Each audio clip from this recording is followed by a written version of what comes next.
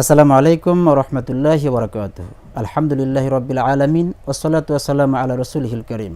প্রিয় দর্শক, আপনাদের সকলকে স্বাগত জানাচ্ছি এটিএন বাংলার নিয়মিত আয়োজন আপনাদের অত্যন্ত প্রিয় জীবন ও চেতনা অনুষ্ঠানে। এটিএন বাংলা ইসলামিক লিখে ইউটিউবে ব্রাউজ করেও দেখতে পারবেন এই অনুষ্ঠানটি। প্রিয় দর্শক, পরিবার হলো সমাজের মূল ভিত্তি, কিন্তু বর্তমানে আমরা লক্ষ্য করছি পারিবারিক অশান্তি, সম্পর্কের দূরত্ব এবং মূল্যবোধের অবক্ষয় দিন দিন বেড়ে চলেছে।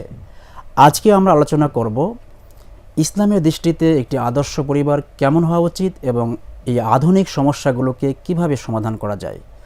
আর এই আলোচনায় আমাদের মাঝে উপস্থিত আছেন দুজন বিজ্ঞ আলোচক। তো চলুন তাদের সাথে আগে পরিচয় করি। আমার ডান পাশে আছেন বিশিষ্ট ইসলামিক স্কলার, লেখক ও গবেষক জনাব মোহাম্মদ ওমর ফারুক। আসসালামু আলাইকুম ওয়া রাহমাতুল্লাহি ওয়া বারাকাতুহু। ওয়ালাইকুম আসসালাম ওয়া রাহমাতুল্লাহি ওয়া বারাকাতুহু। আপনাকে স্বাগতম। প্রিয় দর্শক, আমাদের মাঝে আরেকজন আলোচক উপস্থিত আছেন আমার বাম পাশে, সমাজ ও পরিবার বিশ্লেষক ডক্টর মোহাম্মদ ইবাদুল ইসলাম। আসসালামু আলাইকুম ওয়া রাহমাতুল্লাহি ওয়া বারাকাতুহু। ওয়ালাইকুম আসসালাম ওয়া রাহমাতুল্লাহি ওয়া বারাকাতুহু। আপনাকেও আমাদের আজকে আলোচনায় স্বাগত জানাচ্ছি। প্রিয় দর্শক, তো চলুন আর দেরি নয় আমরা মূল আলোচনায় চলে যাই। আমরা কথা বলছিলাম যে সমাজ এবং পরিবার নিয়ে, যে সমাজের একটা মূল ভিত্তি হচ্ছে পরিবারকে কেন্দ্র করে সমাজ গড়ে ওঠে। তো আপনাকে জানতে চাই যে এই যে আধুনিক সমাজে পারিবারিক ভাঙনে অনেক খবর শুনতে পাওয়া যায় নিয়মিত, বিভিন্ন কারণে এই সমাজে পারিবারিক বন্ধন ভেঙে যাচ্ছে। তো এই পারিবারিক ভাঙনের মূল কারণগুলো আপনার দৃষ্টিতে কি কারণ হতে পারে? ধন্যবাদ আপনাকে এবং দর্শক শ্রোতাদেরকে যারা আজকের অনুষ্ঠান দেখবেন। আশা করি এই বার্নিং ইস্যুর এই বিষয়গুলো নিয়ে আমরা কথা বলবো, তারা উপকৃত হবেন। তো আজকের এই যুগে না, শুধু পৃথিবীর আদি সভ্যতা থেকে সভ্যতার সবচেয়ে স্মলেস্ট ইউনিট হচ্ছে পরিবার। একটি পরিবার, এরকম হাজার পরিবার নিয়ে একটি রাষ্ট্র এবং সমাজ গড়ে ওঠে। যদি একটি পরিবার সুস্থ হয় তাহলে একটি রাষ্ট্র সুস্থ হবে। আজকের যুগে পারিবারিক জীবনে ভাঙ্গন একটি নিত্য বিষয় হয়ে দাঁড়িয়েছে। ঢাকা শহরে বলা হচ্ছে যে প্রতি 40 মিনিটে একটি ডিভোর্স হয়, 40 মিনিটে। তাহলে এই পারিবারিক ভাঙ্গনের কারণ কি? এখানে অনেকগুলা কারণ জড়িত। সেটা বিহেভিয়ারাল ইস্যু আছে, ইকোনমিক ইস্যু আছে, সোশ্যাল ইস্যু আছে, তারপর শিক্ষাগত বিষয় আছে। সব কিছুর উপরে মূল কারণ হচ্ছে আমাদের মধ্যে দিনহীনতা। আমরা ইসলাম থেকে ধীরে ধীরে দূরে সরে যাচ্ছি। আমরা পাশ্চাত্যের যে সভ্যতার যে এলিমেন্টসগুলো নিচ্ছি, আমাদের সমাজের মধ্যে পর্নোগ্রাফির বিস্তার হচ্ছে, আমরা সোশ্যাল মিডিয়ার প্রতি এডিক্টেড হয়ে যাচ্ছি। সেই সাথে অন্য বিষয়গুলো আছে, যেমন হয়তো যৌতুকের ইস্যু আছে। তো ওটাও তো মূলত ধর্ম থেকে দূরে সরার কারণে, ইসলাম থেকে দূরে সরার কারণে। ইসলাম তো যৌতুক নিতে বলে না, ইসলাম তো মানুষের উপর জুলুম করতে বলে না। পরিবারের মধ্যে বলা হয়েছে লিতাসকুনু ইলাইহা, যে তোমাদের পরিবার হবে এমন যেখানে সাকিনা থাকবে, প্রশান্তি থাকবে। আল্লাহ তাআলা যেরকম আসমান থেকে সাকিনা নাজিল করে, পরিবারগুলো সেরকম হলে তো সাকিনা নাজিল হবে, প্রশান্তিতে তারা বেড়ে উঠবে, প্রতিটা শিশু, প্রতিটা মানুষ। অথচ আজকের যুগে দেখা যাচ্ছে যে পরিবারগুলো এক একটি কারাগারে পরিণত হয়েছে। সেখানে দেখা যাচ্ছে প্রত্যেকেই এক একটা গ্যাজেট নিয়ে বসে আছে, কেউ কারোর সাথে কথা নেই। এখন কথা যদি না হয়, সংযোগ যদি না হয়, তাহলে আদান প্রদান নাই, হৃদয়ের আদান প্রদান নাই, ইমোশনের আদান প্রদান নাই। এরপরে সেখানে আস্তে আস্তে করে পারিবারিক মনের ভাঙ্গন এবং দূরত্ব তৈরি হতে হতে হতে হতে একসময় একটা ছোট বিষয় অনেক বড় বিষয় হয়ে যাচ্ছে। সাম্প্রতিক সময়ে যে ডিভোর্সগুলো হচ্ছে, এগুলোর কারণ খুবই ঠুনকো কারণ। একজনে হয়তো তরকারির মধ্যে ঝাল দেয় নাই, এটার জন্য ডিভোর্স হয়ে যাচ্ছে। একজন হয়তো বাপের বাড়িতে বেড়াতে যায় নাই, 2 দিন পরে গেছে, ডিভোর্স হয়ে গেছে, কোনো মেজর কজ নাই। তার মানে হচ্ছে আমরা যে সামাজিক সংযোগ বিচ্ছিন্ন হয়ে গেছি, আমাদের মধ্যে যে দিনহীনতা তৈরি হয়েছে, যার কারণে আমাদের পরিবারগুলোর মধ্যে ভাঙ্গন, পরিবারগুলোর মধ্যে অসন্তুষ্টি, ছেলে মেয়েগুলো ঠিকমতো বেড়ে উঠছে না, শিশুরা মানসিকভাবে বৈকল্য হিসেবে বেড়ে উঠতেছে। তাদের যে সোশ্যাল, আপনি চমৎকার একটা কথা বলেছেন। এই যে পারিবারিক যে দ্বন্দ্ব কলহ দাম্পত্য জীবনে স্বামী স্ত্রীর মধ্যে, এই সন্তানদের মানসিক দিকটাকে ব্যাপকভাবে ক্ষতিগ্রস্ত করছে নাকি? এটাই সন্তানদের সাইকোলজির বিকাশে, মানসিক বিকাশে অনেক বড় একটি প্রতিবন্ধক হয়ে দাঁড়িয়েছে। কিন্তু আমরা অনেক শিক্ষিত বাবা মাও কিন্তু এর বাইরে বের হতে পারছে না। এটাকে আমরা লালন করি, এটাকে পালন করার চেষ্টা করি, কিন্তু ওই মোমেন্টে এগুলো আমরা এই জ্ঞানটাও হারিয়ে ফেলি, এই বোধটাও হারিয়ে ফেলি। এই বিষয়টা কিভাবে আমি আপনার কাছে আবার আসব। আপনি চমৎকারে বলেছেন কয়েকটা পয়েন্টে যে এই বিষয়গুলো আপনার হচ্ছে পারিবারিক ভাঙনের মূল কারণ। আমি আবার ডিটেলস আপনার কাছে আসবো। ডক্টর ইবাদুল ইসলাম, আপনি বলবেন কি যে জনাব ওমর ফারুক যেটা বলছিলেন যে পারিবারিক যে ভাঙনের কারণগুলো, যে দাম্পত্য জীবনে বিভিন্ন ছোটোখাটো ঝগড়াকে কেন্দ্র করে ভাঙন তৈরি হয়ে যায়, এই পারিবারিক যে ঝগড়া কম বেশি সব জায়গায় হয়ে থাকে, এই যে বাড়াবাড়ি পর্যায়ে যায়, এগুলো মানে প্রশমন করার উপায় কি? ধন্যবাদ আপনাকে। দেখুন, মানে পারিবারিকভাবে যে মতবিরোধ হবে এটা সৃষ্টি শুরু থেকেই ছিল এবং সৃষ্টি শেষ পর্যন্ত এটা থাকবে। পারিবারিক যে মতবিরোধগুলো হয়, এই মতবিরোধ থেকে ভালো কিছু হতে পারে, আমরা সেদিকটাকে দেখব। প্রথমত হচ্ছে, যদি আমরা দাম্পত্য জীবনে যে কলহগুলো হয়, কলহ প্রশমনের জন্য কোরআন এবং হাদিসের যে নির্দেশনাগুলো আছে সেটাকে পরিপালন করলে এটা কমানো সম্ভব। কোনো দ্বন্দ্ব তৈরি হলে সেটাকে কিভাবে, জি, যেমন এ বিষয়ে কিন্তু সূরা নিসায় 34 এবং 35 নম্বর আয়াতে সুন্দর একটা গাইডলাইন দেওয়া আছে। যেমন সেখানে আল্লাহ বলেছেন যে পুরুষদেরকে স্ত্রীদের জন্য ব্যবস্থাপক এবং অভিভাবক হিসাবে দায়িত্ব দেওয়া হয়েছে। রিজালু কাওয়ামুনা আলান নিসা। জি, পাশাপাশি আবার সেটাও বলা হয়েছে একে অপরকে শ্রেষ্ঠত্ব দেওয়া হয়েছে একে অপরের উপরে। দ্যাট মিনস এখানে যদিও প্রথম অংশে বলা হয়েছে যে স্বামীকে দায়িত্ব দেওয়া হয়েছে তার অভিভাবকত্বের, কিন্তু পরিচালক হিসাবে, কিন্তু আবার পরের অংশেই বলা হয়েছে একে অপরের জন্য শ্রেষ্ঠত্ব দেওয়া হয়েছে। শ্রেষ্ঠত্ব দেওয়া হয়েছে দ্যাট মিনস কোনো কাজে পারিবারিক কোনো ক্ষেত্রে স্ত্রীর ভূমিকা স্বামীর চেয়ে অনেক বেশি, আবার স্বামীর ভূমিকা স্ত্রীর চেয়ে অনেক বেশি। সুতরাং আমরা যখন প্রত্যেকের দায়িত্ববোধ থেকে দায়িত্বটা পরিপালন করব, সেই ক্ষেত্রে আমাদের পরিবারের যে শান্তি সুখময় বার্তা সেটা চলে আসবে ইনশাল্লাহ। এবং এখানে মনে হয় উভয়কে বোঝার একটা বিষয় আছে, এবং কোনো দ্বন্দ্ব তৈরি হলে সেটাকে আমাদের তো শয়তান সার্বক্ষণিকভাবে আমাদের মধ্যে সম্পর্ক ছিন্ন করার জন্য ওঁত পেতে থাকেন আর কি। তো সেটাকে আমরা ওভারকাম করার জন্য, জনাব ওমর ফারুক, আপনি কি একটু বলবেন যে এই যে পারিবারিক যে সম্পর্ক ভাঙনের যে বিষয়গুলো ডক্টর ইবাদুল বলছিলেন, এই ইসলামী দৃষ্টিকোণ থেকে এই পরিস্থিতিতে একজন স্বামী বা একজন স্ত্রী কি ভূমিকা রাখতে পারে? কারণ সার্বক্ষণিকভাবে তো আমাদের পেছনে শয়তান আছে যে আমাদের দাম্পত্য সম্পর্ক ছিন্ন করার জন্য।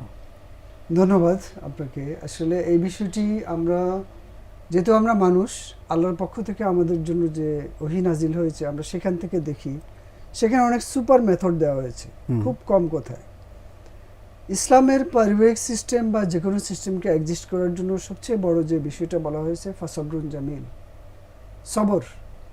আমরা যদি হযরত ইয়াকুব আলাইহিস সালামের ঘটনার দিকে তাকাই, তার ছেলে ইউসুফকে তার অন্য ছেলেরা বলতেছে যে তাকে বাঘে খেয়ে ফেলছে, কিন্তু আল্লাহর পক্ষ থেকে কিন্তু তিনি ওহী প্রাপ্ত হয়েছেন যে না, তাকে কিন্তু তারা ফেলে দিয়েছে। এরপরেও কিন্তু তিনি তাদের সাথে ঝগড়া বিবাদ করলেন না, স্ত্রীদের সাথে ঝগড়া বিবাদ করলেন না, উনি মামলাতে গেলেন না। তিনি শুধু আল্লাহর কাছে একটি দোয়া করলেন, ইন্নী আশকু বাসি হজনির আল্লাহ, হে আল্লাহ রাব্বুল আলামিন, আমি আমার সকল চিন্তা, আমার যে কষ্ট ক্লেশ আমি তোমার কাছে পেশ করলাম। এটা পেশের মাধ্যমে আল্লাহ তাআলা তাকে কি রিওয়ার্ড দিলেন? হযরত ইউসুফকে পরবর্তীতে রাষ্ট্রপ্রধান করে হযরত ইয়াকুবের কলিজাকে আল্লাহ ঠান্ডা করলেন। তার মানে হচ্ছে পারিবারিক জীবনে সবচেয়ে বড় যে জিনিস, আল্লাহ রাব্বুল আলামিন অন্য জায়গাতেও বলেছেন যে সৎকর্মশীল হচ্ছে ওই সকল লোকেরা যারা তাদের রাগকে হজম করে। বনী ইসরাঈলের মধ্যেই বলা হচ্ছে যে উইদ্দাতিল মুত্তাকিন, মুত্তাকিদের জন্য জান্নাতকে প্রস্তুত করা হয়েছে। তার মধ্যে এক জায়গায় বলা হয়েছে আল কাযিমিন আল গায়যা ওয়াল আফিন আনিন নাস আল্লাহু ইউহিব্বুল মুহসিনিন। তার মানে হচ্ছে রাগ দমন করা যে কত বড় একজন মুত্তাকি ব্যক্তির একটি বৈশিষ্ট্য কোরআনে আল্লাহ তাআলা উল্লেখ করেছেন। তাহলে এই সময় সাহায্য চাওয়ার যে মেথড আল্লাহ শিখিয়েছেন সূরা বাকারার মধ্যে, ওয়াস্তাঈনু বিস-সাবরি ওয়াস-সালাহ, আমরা তো সালাত আদায় করি, আবার সবরের মাধ্যমে, দুটোর মাধ্যমে আল্লাহকে সাহায্য প্রার্থনা করা। তাহলে ওই মোমেন্টে তো আমরা আল্লাহর সাহায্য ছাড়া ওভারকাম করতে পারবো না। এবং এই মোমেন্টে সবচেয়ে গুরুত্বপূর্ণ হচ্ছে জাস্ট 3 থেকে 5 মিনিট যদি মানুষ স্থির থাকতে পারে, যে একটা রাগ চলে আসছে, এবং 5 মিনিট আল্লাহ রাসূলের জন্য বলেছেন যে তুমি বসে থাকলে শুয়ে পড়ো, জি। অজু করো, মানে এই 5 এটি তো মিনিট পুরুষ এবং নারী সকলের জন্য সকলের সমানভাবে। জন্য। This is the burning issue, যে ওই 5 মিনিট যদি আমি কন্ট্রোল করতে পারি নিজেকে, জি তাহলে কিন্তু পরিস্থিতি পুরো কন্ট্রোল হয়ে যাবে, এবং আল্লাহর পক্ষ থেকে যে সাকিনা আমরা বলেছি লেতাসকুনু ইলাইহা, সেটা আল্লাহ তাআলা নাযিল মানসিক করবেন। প্রশান্তি চলে আসবে। এবং সেজন্য রাসূল বিস্তারিত মেথডও বললেন যে তুমি যদি বসে থাকো, জি তুমি শুয়ে পড়ো, তুমি অজু করো, অন্য জায়গায় চলে যাও, নামাজে দাঁড়িয়ে যাও। সো এভাবে যদি আমরা শরিয়াকে প্র্যাকটিস করতে পারি আমাদের জীবনে, তাহলে আমাদের এই যে সমাজে, সামান্য ভুল বোঝাবুঝি, দ্বন্দ্ব, এগুলো সব পরিবারেই থাকে। এই পরিস্থিতি তৈরি হলে যদি আমরা এই মেথডগুলোকে অ্যাপ্লাই করি ইসলামী দৃষ্টিকোণ থেকে যেগুলো বলা হয়েছে, তাহলে ইনশাল্লাহ আমাদের সেটি চূড়ান্ত পর্যায়ে যাবে না, সেই ভাঙনের পর্যায়ে যাবে না আশা করা যায়। তো ডক্টর ইবাদুল ইসলাম, আপনি আমাদেরকে বলবেন কি যে এই যে আধুনিকতার ছোঁয়ায় আমাদের সন্তানদের মধ্যে কিন্তু চরম একটা মূল্যবোধের অবক্ষয় দেখা যাচ্ছে, যেটা আমরা আগের পর্বে আলোচনা করেছি, সোশ্যাল মিডিয়ার জি। নেতিবাচক দিক নিয়ে আলোচনা করেছি। তো এই যে পারিবারিক বিভিন্ন দাম্পত্য জীবনের কলহ থেকেও সন্তানদের মধ্যে নেগেটিভ প্রভাব আসে, এবং সন্তানরা বিভিন্নভাবে এটা তাদের মধ্যে অবক্ষয় তৈরি হচ্ছে, এ থেকে উত্তরণের জন্য উপায় কি আসলে আপনার দৃষ্টিকোণ থেকে মনে হয়? জি, কোরআন মাজিদে সূরা আত-তাহরিমে 6 নম্বর আয়াতে আল্লাহ পাক বলেছেন যে তোমরা তোমার নিজেদেরকে এবং তোমার পরিবার পরিজনকে তুমি জাহান্নামের আগুন থেকে বাঁচাও। সুতরাং অভিভাবক হিসাবে অথবা পিতামাতা হিসাবে তো অন্যতম কর্তব্য হচ্ছে সন্তানদেরকে তাদের ডিরেইলড পথ থেকে ফিরিয়ে নিয়ে আসা। বর্তমান সময়ে দেখা যাচ্ছে যে দুটি অন্যতম কারণে এই তরুণ সমাজ বিপদগামী হয়। প্রথমত হচ্ছে সোশ্যাল মিডিয়া অপপ্রয়োগ, আর দ্বিতীয়ত হচ্ছে বন্ধু নির্বাচন। কারণ এই তরুণরা একটা সময়ের পরে তাদের বন্ধু বান্ধবদের সাথে গিয়ে তারা সেই সামাজিক বিভিন্ন অবক্ষয়ের সাথে জড়িত হয়ে যায়। আমি এখানে একটু অ্যাড করি, আপনি ভালো চমৎকার কথা বলেছেন। বিশ্ব নবী সাল্লাল্লাহু আলাইহি ওয়াসাল্লাম কিন্তু বলেছেন যে আল মারউ মা'a মান আহাব্বা, যে ব্যক্তি দুনিয়াতে যে ধরনের লোকের সাথে চলাফেরা করে, যাকে পছন্দ করে ভালোবাসবে, কিয়ামতের দিন সে তার সাথেই থাকবে, তার সাথে উঠবে। বন্ধু নির্বাচনের ক্ষেত্রে তো আরো অনেকগুলো হাদিসে অনেক ধরনের গাইডলাইন দেওয়া আছে। কারণ এক বন্ধু হচ্ছে জাস্ট একটা আয়না স্বরূপ। যেমন আয়নাতে দেখলেই একজনের প্রতিচ্ছবিটা ফুটে ওঠে, তদ্রূপ একটা ফ্রেন্ড সার্কেলের মাধ্যমে সকলের প্রতিচ্ছবিটা সেটা নিজের মধ্যে রিফ্লেকশন আসে। সুতরাং একজন অভিভাবক হিসাবে একটা অন্যতম কাজ হচ্ছে আমার ছেলে কার সাথে মিশতেছে, কিভাবে মিশতেছে, কি ধরনের কাজ করতেছে, এগুলো অবজার্ভ করা। পাশাপাশি তাদেরকে ভালো অভিভাবক হিসাবে তাদের ভালো বন্ধু নির্বাচন করার জন্য গাইডলাইন দেওয়া। আরেকটা বিষয় আমি যেটা বলেছিলাম, বর্তমান সময়ে বন্ধুর চেয়ে বেশি সময় ব্যয় করা হয়। এই তরুণরা অনেক সময় দেখা যায় অভিভাবকরা নিজেরাও সোশ্যাল মিডিয়াতে প্রচুর সময় ব্যয় করে, মোবাইল ডিভাইস ইউজ করে। এই সোশ্যাল মিডিয়া বা এই ডিভাইস বা গ্যাজেটগুলো যেগুলো আছে, এগুলো যেন বয়সভিত্তিক নিয়ন্ত্রিত উপায়ে ব্যবহার করা হয়। আমরা বর্তমান সময়ে খেয়াল করে দেখি যে একটা ছোট বাচ্চা, তাকে খাওয়ানোর জন্য বা ঘুম পাড়ানোর জন্য বাবা মায়েরা ডিভাইস ব্যবহার করতেছে, যেটা এই বাচ্চাটার ডক্টররা তো নিষেধ করেন যে আসলে এই খাবারের মধ্যে অ্যাটেনশন থাকে না, কনসেন্ট্রেশন থাকে না, যার কারণে বাচ্চা কিন্তু খাবারের প্রতিও তার যে আগ্রহ সেটা কমে যায়। তদ্রূপ আবার একটু বড় হয়ে গেলে তখন বাচ্চাদেরকে হয়তো বা কার্টুন দেখে বা এসব কিছু দেখে আমরা অভিভাবকরা মনে করি সে হয়তো ভালো কিছু শিখতেছে, কিন্তু তার যে মেন্টাল এবং তার যে একটা ডিপ্রেশন চলে আসে, হেলথগত যে ডিপ্রেশনগুলো চলে আসে, সেটাও কিন্তু সায়েন্টিফিক্যালি প্রুভড যে অনেক ক্ষতি হচ্ছে। সুতরাং এই সোশ্যাল মিডিয়া ব্যবহারেও নিয়ন্ত্রণ নিয়ে আসতে হবে। ধন্যবাদ আপনাকে, আপনি চমৎকার বলেছেন। জনাব ওমর ফারুক, আমরা যে আলোচনা করছিলাম যে ইসলামিক পরিবার গঠনে আমাদের যে ব্যারিয়ারগুলো আর কি, তো সেগুলো নিয়ে আলোচনা করছিলাম। তো ইসলামিক পরিবার গঠনের সন্তানদেরকে যে ইসলামিক শিক্ষা প্রদানের গুরুত্ব কতটা? আমরা চাচ্ছি যে একটা ইসলামিক পরিবার হবে, তো আমাদের পরিবারে যতটুকু ত্রুটি বিচ্যুতি আছে, কিন্তু আমাদের সন্তানদের ভবিষ্যৎ যে পরিবার হবে, তাদের পরিবারটা একটা আদর্শ পরিবার হওয়ার জন্য ইসলামী শিক্ষার কোনো ভূমিকা আছে কি? ধন্যবাদ আপনাকে। আল্লাহ রাসূল সাল্লাল্লাহু আলাইহি ওয়াসাল্লাম বলেন, কুল্লুকুম রাইন ওয়া কুল্লুকুম মাসউলুন আন রাইয়াতিহি। তোমরা প্রত্যেকে দায়িত্বশীল এবং তোমাদের যে দায়িত্বের যে এরিয়া আছে, এই এরিয়া সম্পর্কে তোমাকে জিজ্ঞেস করা হবে। একজন বাবা মা হিসেবে আমাদের প্রধান কর্তব্য হলো সন্তানদেরকে ইসলামী শিক্ষায় শিক্ষিত করা। সেক্ষেত্রে প্রধান কাজ কি? রাসূল করিম সাল্লাল্লাহু আলাইহি ওয়াসাল্লামকে আল্লাহর পক্ষ থেকে যে দায়িত্ব দেওয়া হয়েছিল, দায়িত্বের মধ্যে কয়েকটা দায়িত্ব বলা হয়েছে। ইয়াতলু আলাইহিম আয়াতিহি ওয়া ইউযাক্কিহিম ওয়া ইউআল্লিমুহুমুল কিতাবা ওয়াল হিকমা। সন্তানদেরকে প্রথম কাজ হচ্ছে আমার ইসলামী শিক্ষার মধ্যে কোরআন শিক্ষা দেওয়া, সঠিকভাবে সে কোরআন তেলাওয়াত পারবে, সে কোরআন বুঝবে এবং কোরআন অনুযায়ী সে জীবন গঠনের যে প্রেরণা সেটা তৈরি করবে। কারণ কোরআনকে তো বলা হয়েছে হুদাল লিন্নাস, মানুষের জন্য পথ প্রদর্শক। পথ প্রদর্শক। এর ভিতরে কি আছে তা না জানলে মানুষ পথের দিশা পাবে কিভাবে, তাই না? এবং অন্য জায়গায় বলা হয়েছে যে নূরাম মুবিনা ওয়ানজালনা ইলাইকুম নূরাম মুবিনা। এখানে নূর মানে শুধু আলো না, নূর মানে হলো এটা সিম্বলিক, এটা সমাধান। সে তার ব্যক্তিগত পারিবারিক জীবনে যখন সকল ক্ষেত্রে সমাধান পাবে, সমাধানটা সে বের করবে কোরআন থেকে, যদি কোরআনের সাথে সে কানেক্টেড থাকে। আর এই কানেক্টেড করার প্রথম দায়িত্ব যার উপর বর্তায় বাবা মার উপরে, বাবা মার উপরে। এবং সেক্ষেত্রে বাবা মার যেটা দরকার সেটা হলো, আমরা যেটা মনে করি যে আমার ছেলে হাফেজ হবে, অথচ আমি নিজে কিন্তু রোল মডেল হতে চাই না। প্রত্যেক বাবা মা যদি সন্তানের জন্য রোল মডেল, নিজে রোল মডেল হয়। কারণ অবজারভেশন মেথডে বাবা মা যখন ঝগড়া করে সে কিন্তু ঝগড়াটাই শিখে। বাবা মার সংসারে যে কলহ, বাবা মা যখন সালাত আদায় করে বিভিন্ন বিষয়, আবার যখন সালাত আদায় করে কোরআন পড়ে, তারাও সেই। এবং বলা হয়েছে যে আমাদের পূর্ববর্তী যুগের একজন আলেম, উনি মানে মার কোরআন শুনে শুনে সে অনেক পারা মুখস্থ করে ফেলেছে। এটা প্র্যাকটিক্যাল, এখনকার বিজ্ঞান বলতেছে যেটা সম্ভব। যদি প্রথম বছর বয়স থেকে মা যদি হাফেজ হয়, তার সন্তানের সামনে কোরআন পড়তে থাকে, তাকে ব্রেস্ট ফিডিং করানোর সময় কোরআনটা তার ব্রেনের মধ্যে বসে যায়। যেহেতু আমরা এই বিষয়গুলো জানি, একটা সুসন্তানকে দুনিয়াতে রেখে যেতে পারলে সাদাকায়ে জারিয়া হিসেবে কবরেও সওয়াব পাওয়া যাবে কিয়ামত পর্যন্ত। তো এই সুসন্তান হিসেবে গড়ে তোলার তো অন্যতম একটি উপাদানই হচ্ছে ইসলামী শিক্ষা, প্রধান উপাদান। আর ইসলামী শিক্ষা বলতে দিনের শিক্ষা, কোরআন সুন্নাহর শিক্ষাটাকে তাকে তার মধ্যে মস্তিষ্কের মধ্যে গেঁথে দেওয়া। তারপরে অন্যান্য যে বিষয়গুলো রয়েছে, শিক্ষা রয়েছে, সেগুলো সবগুলোই তারা নিতে পারবে। তাহলে সে সামগ্রিক বিষয়ে সে একটা পারদর্শী হয়ে উঠবে আর কি। তো আমরা সময় প্রায় শেষে চলে এসেছি। ডক্টর ইবাদুল ইসলাম, আপনার কাছে জানতে চাইবো একটু ছোট করে, যে এই যে আমাদের ব্যস্ত জীবনে আমরা পরিবারকে সময় দিতেই পারি না, আমরা যারা চাকরি করি, ব্যবসা করি, তো সে কারণে আমাদের পারিবারিক যে একটা বন্ধন, এটা মানে বন্ধনটা দৃঢ় না হওয়ার একটা অন্যতম একটা প্রতিবন্ধকতা তৈরি হয়ে গেল। তা আপনি বলবেন কি যে এই ব্যস্ততার মধ্যেও পরিবারকে একটু সময়, কোয়ালিটি টাইম দেওয়ার কি কার্যকর উপায় আছে? জি, আমরা যদি আল্লাহ রসুলের জীবনী দেখি, আল্লাহ রসুল রাষ্ট্র পরিচালক ছিলেন, তিনি বিচারক ছিলেন, তিনি দিন প্রচার করেছেন, তিনি সমাজের প্রত্যেকটা বিষয়কে গুরুত্ব দিয়েছেন। তিনি কি পরিবার থেকে বিমুখ ছিলেন? তিনি আয়েশা রাদিয়াল্লাহু তাআলা আনহার সাথে কি দৌড় প্রতিযোগিতা করেননি? তিনি কি হাসান হোসেন রাদিয়াল্লাহু তাআলা আনহুর সাথে খেলাধুলা করেননি? আমরা সাহাবীদের জীবনী যদি দেখি, খিলাফতের সময় বা খিলাফতের পরবর্তী সময়ে তারা কত ব্যস্ত ছিলেন, এক দেশ থেকে অন্য দেশে যুদ্ধের জন্য চলে গিয়েছেন।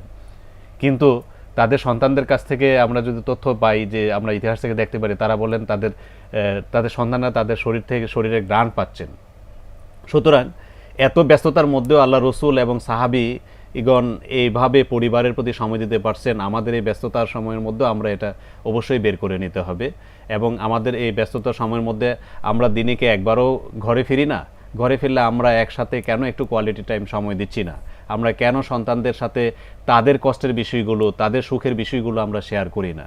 তাদের অনুভূতিগুলো কোনো নিচ্ছি না? আমরা তো প্রতিদিন যে সময়টা ব্যয় করি পরিবারের সাথে গিয়ে, সেই সময়টাতে যদি অন্য কিছুতে ইনভলভ না থেকে স্ত্রীকে, সন্তানকে সময় দিয়ে তাদের কোনো অভিযোগ থাকলে শুনি, অথবা ইসলামের কোনো মেসেজ নিয়ে আমরা যদি সকাল বা সন্ধ্যায় একটু আলোচনা করি প্রতিদিন অল্প করে হলেও, তাহলে কিন্তু ইন্টারাকশনটা আমাদের আরও।